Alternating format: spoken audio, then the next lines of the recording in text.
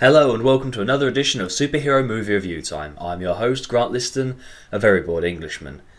This is by far one of the worst movies, superhero or normal, that I've ever had the misfortune of watching.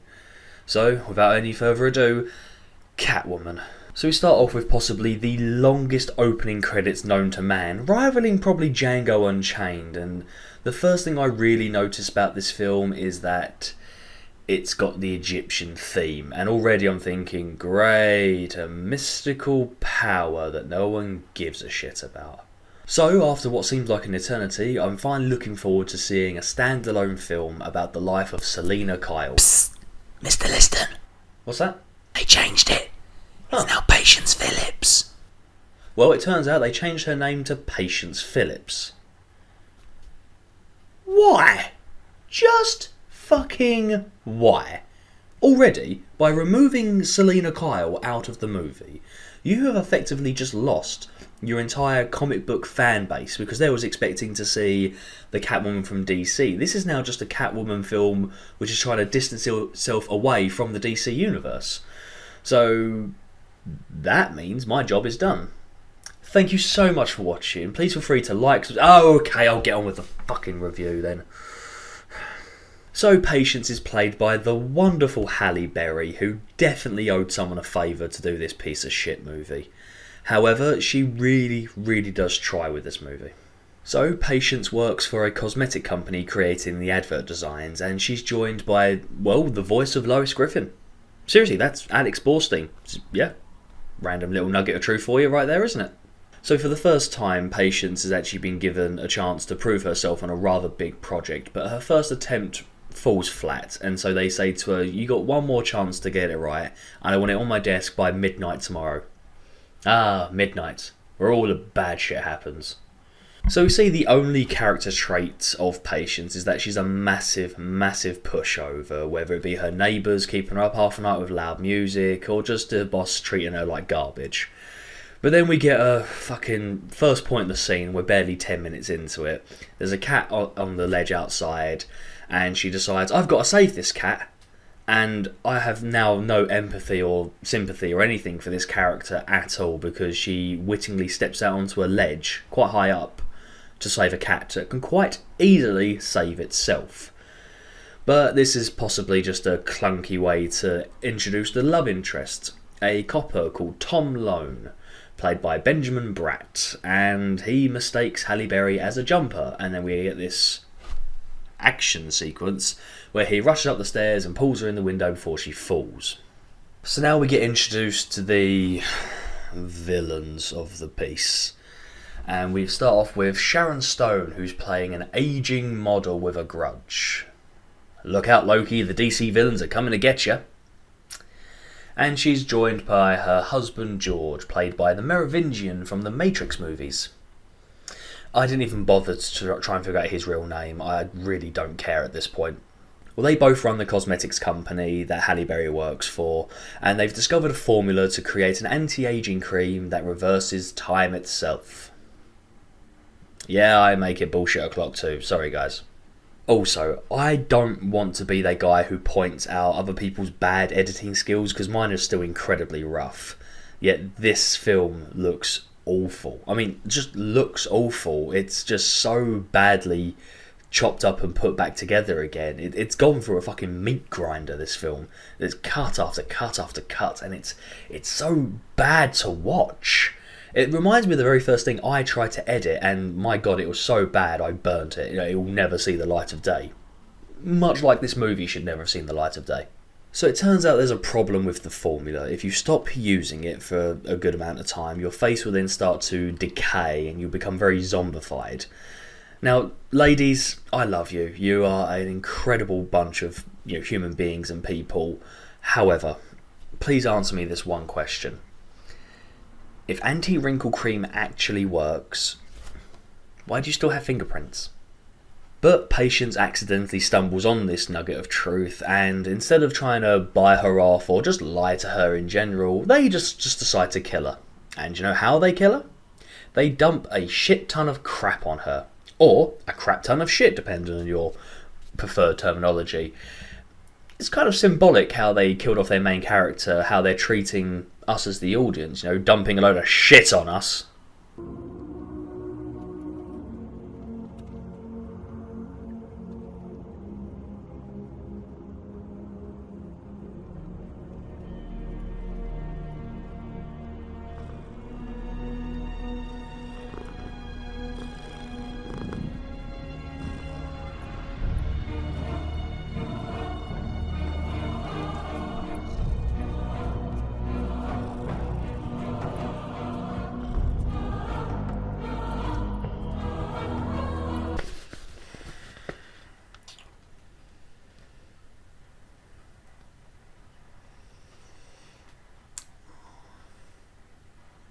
Oh, don't worry about me. I'm letting this movie do what it wants to right now. I ain't got a fucking clue. I can't even describe that.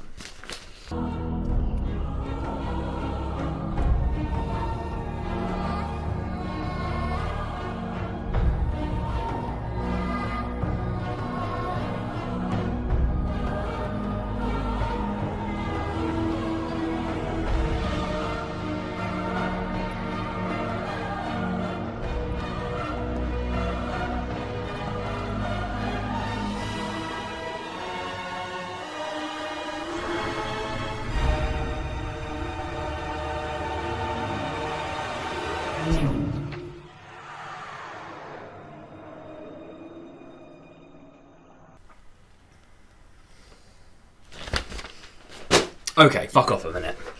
You're telling me that cats can resurrect people from the dead? Fuck off, movie, you've pissed me off now. So I'll give Halle Berry her due. She really does try to bring some life and, you know, character to this script, but it's such a poor script and such a bad movie that everybody involved just suffers. So after coming back from the dead, she accidentally stands up her copper boyfriend on a date and then returns the cat from the beginning back to a crazy cat lady. Please. No, really, I'm late for work. I'm sorry. I shouldn't even... You should come back anytime. I'm always here.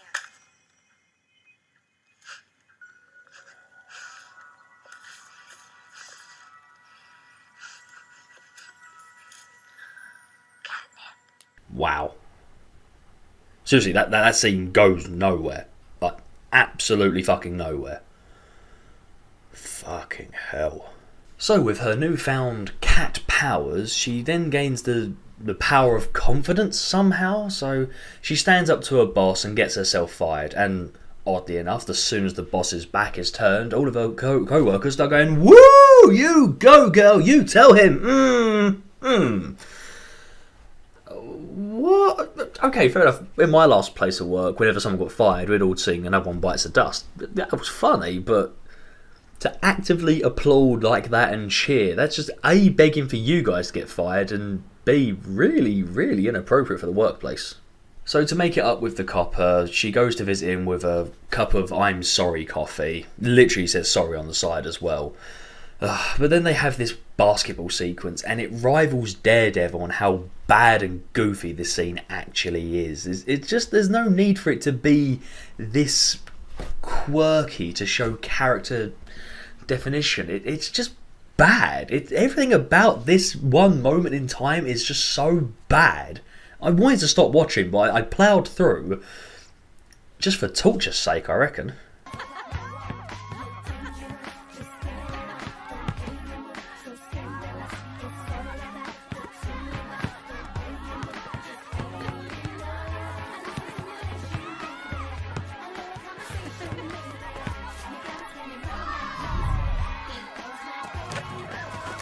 I mean, I understand that not everyone is a comic book fan, but surely a screenwriter would do his research, and he or she have got to realise that in comic books people can fall in love in a normal way. It doesn't have to be like over the top and weird or just action packed and saved by the hero.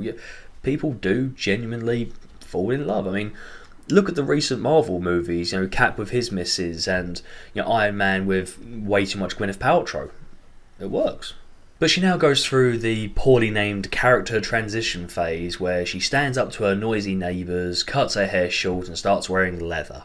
And I swear to God, the moment she took that motorcycle, the whole film was just on some fucking bad acid trip, because the film wouldn't sit still. It was moving around so much you can't understand what is happening.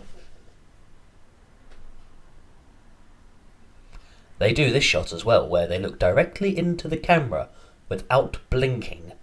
It's very, very unsettling.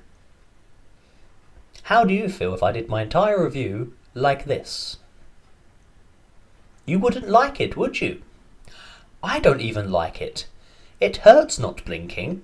I like blinking. It moisturises my eyes so they don't dry up. Okay, now we get this bank robbery scene, and there's so many things wrong with them. And lucky for you, I found them all, so I'm going to share them with you. Number 1. The first robber you see tries to break through the plate glass to get to the jewels, and the glass breaks before his gun makes any form of contact. How did nobody see this? Through the hours of the amount of times they fucking edited this thing and chopped sueyed it, that's a fuck. How did they not see that the guy literally gets to about here and then the glass breaks?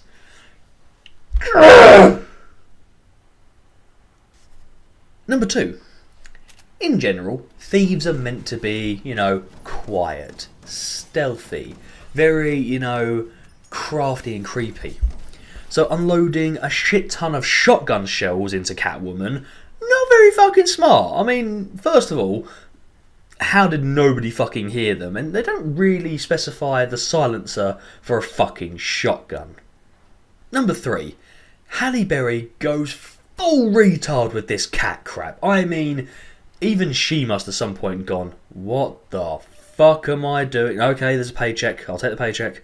Because this just went full, yeah, fuck you, we've got this. Can you imagine if they tried to make a Spider-Man version of this Catwoman? The same director, same creative team made Spider-Man. The villain would literally just place him gently in a bathtub and leave him there to die. You wouldn't be able to escape. Number 4. Just because a cat brought you back to fucking life doesn't mean you know martial arts and can defy the laws of gravity. Some of the shit she does here, I've seen cats. I know what cats can do. I've seen the really, really athletic cats. Not one of them can do a high jump kick. Except for that one. That was pretty cool. Number 5, and this one is a big one for me. Cats are not magpies. Magpies love the shiny and collect it because it makes them interested. The original Catwoman would steal because she needed to live, and it gave her the thrill of adrenaline and the rush, and she loved it. This Catwoman has no reason to do anything what she's doing. She's being in this movie being a humongous arsehole. Actually, it's quite like most cats. So Patience then goes back to the crazy cat lady to discover more about what she's become, and she discovers she died. Ugh, movie. So apparently the cat that brought her back to life has this connection with Crazy Cat Lady, and Crazy Cat Lady then tells Patience what the cat told her. Yeah, fuck off. Just absolutely fuck off right now. Explain to us. Tell us and show us. Don't just show us and don't just tell us. We need both. We need to understand what you're trying to come across as. We need to realise what was behind the madness, because I don't get it. I just don't get it. But still, we get this whole, you are Catwoman, so great power, great responsibility, yada yada yada, spin on, spin on. So the rest of the movie should now be based on who killed her. Okay, we've got 50 minutes left. Not a great deal, I know, but if you plugged all that into trying to find out who killed you, going around looking for justice, then, maybe you could salvage the second half of this movie. So now we get Dominatrix Catwoman.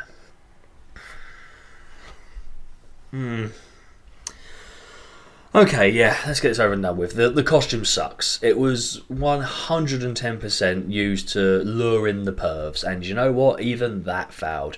You've made a bad movie when you can't even attract the weirdos like, a bit of flesh. Yeah, seriously, a lot of people are like, you know what? I just know it's going to be a crap film, regardless of how good looking Halle Berry is. So, like I said, she actually does track down one of the henchmen, and I'm like, here we go, the revenge storyline's coming, and my god, it sucks.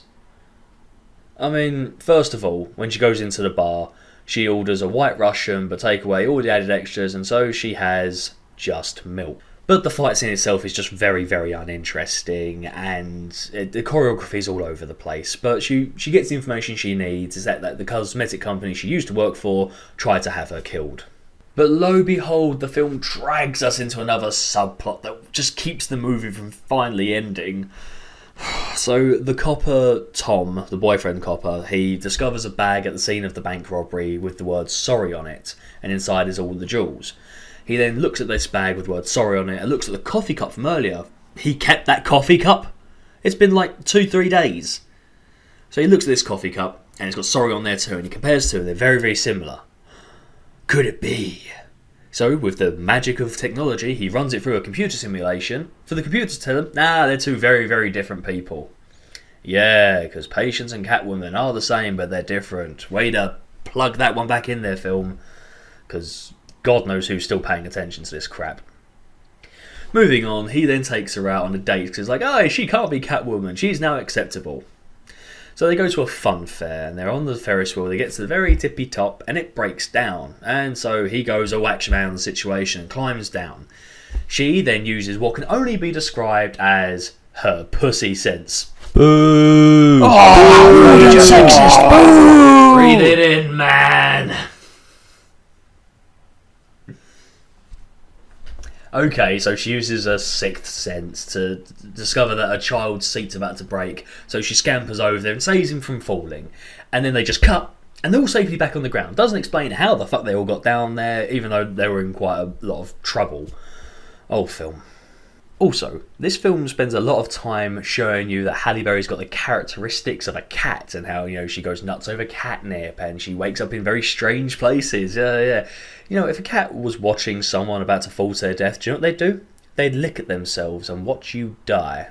So we go back to the revenge mission, and Catwoman breaks into Sharon Stone's house and interrogates her because she's looking for the Merovingian, believing that he had her killed. This is no shock to any of us because we all know that Sharon Stone's really behind it because it told us fucking earlier. This film's not great at building suspense or disbelief. Apart from the disbelief of why the fuck are we still watching this crap. So she happily gives up his location and gives her a burner phone to contact her on. So Catwoman then tracks down the Merovingian at some kind of Circus Soleil showing and holds him hostage and tells him, I know what the formula does, I know you're behind it, and I know you had Patience Phillips killed. Of course, he denies all knowledge to everything because he's innocent. But the police then just happen to swarm the place, and who has Catwoman cornered? Gee, I'm going to go with the copper boyfriend. There he is. Film. Actually, this bit was actually quite good, I thought. You know, he tells her, put your hands behind your head, and when she does, he's blinded by one of the stage lights, and then she disappears. I'm like, that was good. They didn't drag that pointlessness out. You know, it shows that she's got some stealthy moves, and whenever she needs to get out of dodge, bang, she's gone, just like the proper Catwoman. And I'm like, yeah, that was actually a really good scene. But of course, it's not over. As he's like, gets his vision back and he's like, where is she? She appears behind him and they recreate a Tom and Jerry moment of like, you know, is she there? Is she there? Oh, she's behind me. And oh, for fuck's sake. Just then they go on and have this fight scene for like 2 minutes, and it seems longer, but there's just nothing that happens of any interest. Nobody comes out good. The choreography is just awful, and it's just a massive waste of time. Get on with the story. Stop trying to show off your brand new toys with this film, like with the CG and the camera angles. No one gives a shit. And just to pile on more fucking misery, there's more plot threads that haven't been discovered. And there's like, 30 minutes left of the film. They're cramming more shit at you.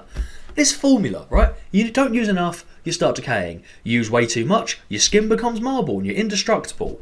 Which is just what Sharon Stone's character's doing, to give her character a bit of strength behind her. So now she's basically indestructible. So then Sharon Stone calls up Catwoman saying, meet me at the mansion, I've got enough evidence to put someone behind bars for a very long time. Gee, I wonder who the somebody is after a phone call with the fucking villain. Could it be Catwoman? It is! And so Catwoman turns up and discovers that Merovingian is lying there dead. Sharon Stone's killed him, but she's going to blame it on Catwoman. Why? Fuck knows, that's why. Reasons, plot filler, I don't know. Pick one, choose one, and run with it. That's what I had to do. So the copper boyfriend ends up arresting her and realises this is actually Patience, and then takes her to the interview room and starts questioning her without a lawyer, for starters. And then I sat there thinking, hang on, they're an item, they're together, so surely he's too attached to the situation, so he needs to be removed from the case, which would mean that he can go off on his own and work out the actual crime himself. Oh, wait, no, sorry, that's logic. You can't use logic in this movie, no. So they have this moment, which drags on, of them going, I want to trust you, but I can't. And then Patience is seen in her cell crying to herself, and that fucking resurrecting cat comes back and slips through the bars and gives her the idea that she's a cat, she can slip through the bars. And so that's what she does. She escapes the prison very, very easily. She jumps out of a window, and you know what the crazy bitch does next? She carjacks someone outside a police station. Are you fucking high? There was no thought process into this movie whatsoever. Okay. I'm going to take a break from the review to ask a couple of questions now. Because there's several things that need clearing up, and this film clearly is in no hurry to tell me what's going on. So I want to know, what is the main villain's motive? Please, someone tell me, because I don't understand. From what I've gathered from watching this film, this is what's going on. So the main villain, Sharon Stone, has created a formula for an anti-aging cream which literally stops you from aging. You know, it turns your skin into marble. But it can only do one of two things. It will, one, turn your customers into horrific, ugly zombies and be a humongous PR mess. Or B, if you apply way too much of it, which no one would, because who would apply too much of it, but let's say they do, you've now got the potential of creating thousands and thousands of super criminal women, which would cause a humongous PR mess and totally ruin your company. So, why are you doing this? Because the profit margins won't be good because of all the fucking refunds and whatnot. Okay, yes, you got to off her husband because they had some tension at the start. I just don't get it. What is your plan? And you know what? Speaking of a PR mess, the symbol on the boxes of all the the anti-aging cream, do they look a tiny little bit phallic to any of you? I like that of the film. I actually quite enjoyed that. So then the copper actually starts his own investigation and manages to trick Sharon Stone into revealing she killed her husband. And then, without any hesitation, she pulls out a gun and shoots him. And he takes that gunshot like a fucking champ. Seriously, watch. Yeah, well, your friend just got you killed. Don't be stupid, Laura. You don't want to kill a cop. It's like he's just got attacked by bubble wrap. He's like, no, please, you don't want to do this. You've just been shot, you daft bastard. But of course, Catwoman then shows up to save the day, somehow recovering her costume from police lockup from the police station she just escaped without her costume. Plot hole, like this film needs it. And my God, this fight scene. Oh, this gave me such a headache. Because it literally is just cut, cut, cut, cut, cut. Cut, cut, cut, cut. So then Catwoman accidentally kills Sharon Stone by kicking her out of a window and then has the audacity to say, I'm definitely not a killer. Explain yourself, woman! So now the film wraps up with a really edgy early 2000s speech of how, why Catwoman and the copper can't be together. Why? Fuck knows why. Nobody fucking knows. And so we get the shot of her perched up on the rooftop and she dives off into the credits. And that was Catwoman. I have seen Adam Sandler movies with more class than this steaming pile of fucking hairball. So, as always, here comes my 3 good and 3 bad. Start off with the 3 bad, and my God, there's so much to choose from. I was like a kid in a candy store. So with great regret, I can only do 3. So here they are. Number 3. the story. I mean, they could have done a lot with this. They could have had a sleek, sexy thief trying to turn good story where she gets screwed over by the mob after working with them for years, and so she's got to fight to clear her name, and then she can implement all the mob bosses involved with that. And they could introduce more the DC element. They could have a Carmine Falcone in there and be really, really awesome. But instead they went for a mystical power has given you cat powers. Nobody wanted that to be a film. You know, we've seen it a million times before. Back in the early 2000s, though, there was the early warning checklist. You know, if you're going to make a superhero movie, you've got to try and emulate the early success of Spider-Man and X-Men. So it's got to be dark, it's got to be gritty, it's got to be flashy sort of thing. It's just... But the things they don't pay attention to are the acting and the story. You need a good story. What made that first X-Men movie so good? It was from point A to point B, a solid story. It made sense, and all the actors involved were amazing.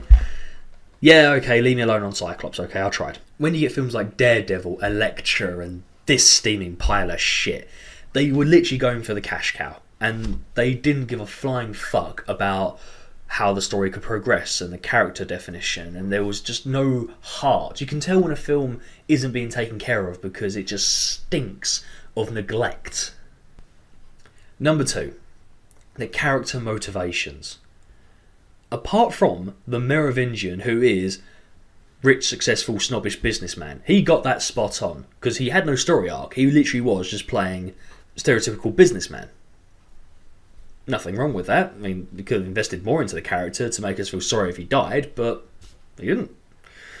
Now, Halle Berry, once again, doing a role, her character was just doing things, and she didn't really give us any reason why. I mean, she eventually finds out what she's meant to do, but the film's pretty much over by the time she kind of gets her act together and goes, right, I've got to do this now. And the copper just does his job and is surprisingly very fucking naive through the entire thing. And the rest of the characters don't really get much of an arc. And even Alex Borstein as her friend, all she does is just make those zany early 2001 liners. It just, there was no reason for anyone to be doing anything. And of course, my number one issue with this godforsaken movie is the editing. It's just so poorly put together. I mean, maybe there was something in the background they really didn't want or couldn't have in shot. And so as I had the camera set up, they would literally go, we'll do a little bit of this, a little bit of that, a little bit of this, and put it all together. But it was such an unmitigated disaster and a mess. And it's just ugly to look at. And I'm sorry, but if anyone did enjoy this film for the cinematography, you're wrong. You are absolutely wrong. I'm sorry. Now, this was a struggle. The 3 good. So, I'm going to break my rule a tiny little bit because, let's face it, there just really isn't anything good to come out of this movie. So instead, I'm going to name and shame a couple of reviewers that actually said that this movie was good. Admittedly, it probably was only to get their name put out there and actually have, like, on the credits, like, they said this was good. But, nevertheless, at number 3, we've got, I'm quoting here, hang on, very slick all-round entertainment. Capital Radio. Shame on you. Number 2, 4 stars. The Sunday Mirror. Fucking shame on you. Okay, number 1. Actually, there was one good thing to come out of this movie. And it's got nothing to do with the movie, really. But it's Halle Berry's acceptance speech at the Razzies for Worst Actress. Honestly, after you finish watching here, go to the search bar up top and type in Halle Berry wins Razzie. It is hilarious. That being said, I'm giving this film a 2 out of 10. My worst rating so far, because this film is just awful. And Halle, we love you, but no more superhero stuff, okay? Stick to what you're good at. So thank you so much for watching. Please feel free to like, subscribe, and as always, leave me a dirty comment. And I'll see you all next time for Constantine. Take care now.